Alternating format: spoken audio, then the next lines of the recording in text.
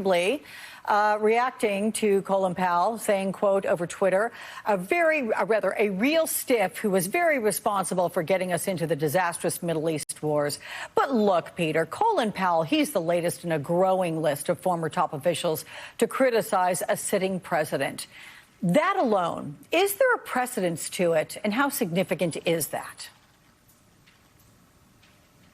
Well, Colin Powell, of course, has a great deal of residual credibility with the American people. He's remembered well, I think, by many Republicans and Democrats alike. He has shifted away from the Republican Party in the last few cycles. He did support President Obama and Hillary Clinton in 2016. So in that sense, it may not be that big of a surprise. But I think he represents a part of the Republican and Democratic central spectrum of the political world that has grown so discomforted by this president that they're willing to say it out loud.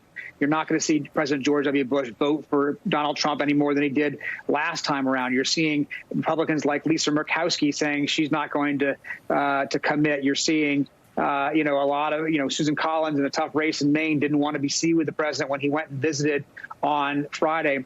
It's striking that the president has as much support among Republicans as he does, though, despite the fact that the establishment long ago, considered him to be distasteful from their point of view or unorthodox from their point of view of ideology and standards and integrity.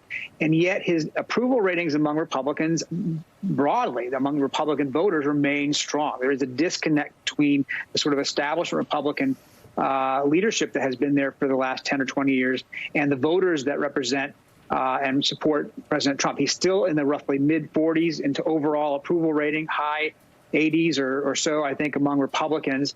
And I think that that has remained consistent throughout these 3.5 years of his presidency.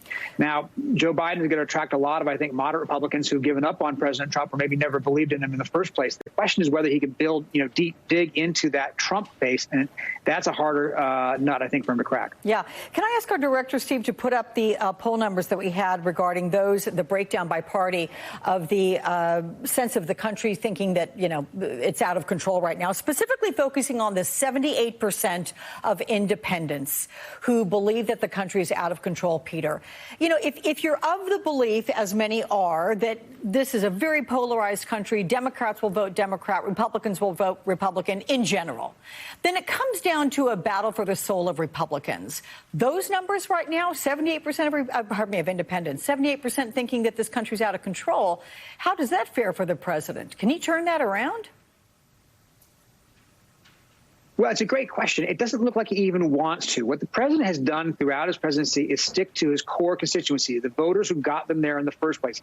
He has done nothing to reach out beyond his core constituency for the most part. There are some exceptions to that. But for the most part, he has catered to the core constituency who brought him there with the idea that if he maximized turnout by them in the right states, he could duplicate what he pulled off in 2016, which was an electoral college win, even though he lost the popular vote. That's going to be a tough road this time. What we're seeing now in some of these swing states are really competitive races, not just in Michigan, Wisconsin, and Pennsylvania, which were the states that were pretty key to President Trump beating Hillary Clinton 4 years ago, but even in states like Florida, North Carolina, Arizona. There's a Texas poll out now showing President Trump and Joe Biden virtually tied there. If those states are now in play, states that were not thought to be as competitive before, that makes President Trump's job that much harder. In other words, he has to run the table. He not only has to win back the states he won last time, but hold on to these states that he is in danger of losing. Mm-hmm. Now, again, it's early. It's 5 months out. Polls have been wrong before. But I think even within President Trump's campaign apparatus right now, there's a great deal of concern. So more poll numbers to look at with you here with these numbers from the new NBC News Wall Street Journal poll. And it shows Joe Biden leading on a national level. I know you were talking about Texas specifically. We also have numbers from Michigan specifically. But nationally, leading by 7 points, right? 49 to 42%. But the point is, Peter, that it's unchanged from April's poll. That's 2 months ago. What's the takeaway there, then? There's a steadiness to Joe Biden's lead.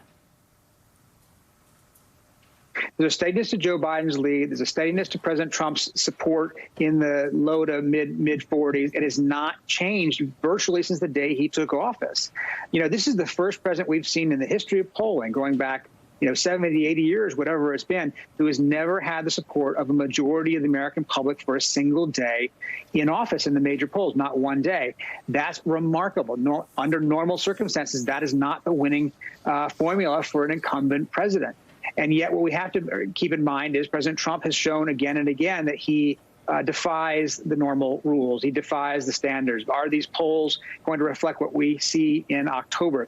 The president was really buoyed on Friday by the positive jobs report that defied the economic predictions of the so-called experts. And he's hoping he can build some momentum on that, convince voters, yeah, things have been bad, but President Trump is the one who's starting to turn us around. But that's a big, big hill for him to climb. We still have tens of millions of Americans out of work. More than 110,000, I think, have now died from the coronavirus, and thousands and thousands of people in American streets across the country protesting not just racial injustice, but the president that they believe has not addressed the issue. Okay. Peter Baker, thank you for always addressing the issue as I ask them. Good to see you. A little girl asks a police officer, "Are you going to shoot us?" It's an extraordinary moment making